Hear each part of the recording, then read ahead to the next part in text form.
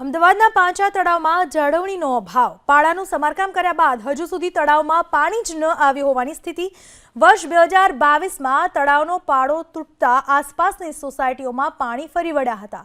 ત્યારબાદ અમદાવાદ મહાનગરપાલિકા અને ઓડાએ પાળાનું સમારકામ કરાવ્યું. જો કે પાણી જ ન ઠલવાયું. હાલ તો તળાવનું પાણી દુર્ગંધ મારી રહ્યું છે અને એમાં પણ વનસ્પતિ ઉગી નીકળી છે.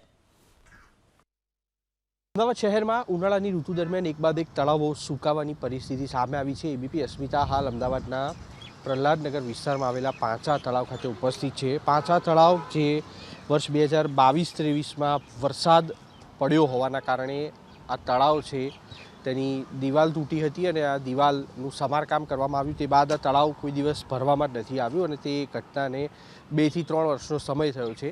ભારે વરસાદ પડ્યો હોવાના કારણે દિવાલ તૂટી હતી અને જેના કારણે તળાવનું પાણી છે તે આજુબાજુની સોસાયટીઓમાં ફરી વળ્યું હતું.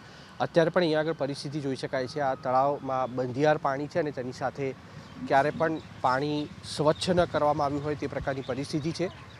અમદાવાદ મહાનગરપાલિકા હોય કે ઓડા હોય કે અન્ય કોઈ પણ પ્રશાસન જ્યારે વિશાળ પ્લોટ મળતો હોય છે અને તળાવ ડેવલપ કરવામાં આવતું હોય છે ત્યારે મુલાકાતીઓ તેની મુલાકાત પણ લેતા હોય છે, પરંતુ છેલ્લા 2-3 વર્ષથી આ તળાવ શોભાના ગાંઠિયા સમાન બન્યું હોવાના કારણે અત્યારે અહીંયા આગળ મુલાકાતીઓ પણ આવતા ન હોય તે પ્રકારની પરિસ્થિતિ છે.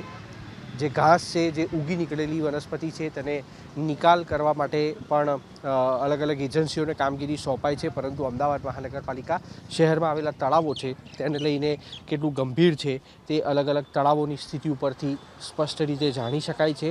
અને તેની સાથે ઉનાળાની ઋતુ દરમિયાન વોટર કમિટી તરફથી આપવામાં આવેલા આદેશ છે તે કેટલા અસરકારક સાબિત થાય છે તે પણ એક પ્રશ્ન ઊભો થશે. કેમેરામેન પિયુષ લેવા સાથે કુશાંક સોની, એબીપી અસ્મિતા, અમદાવાદ.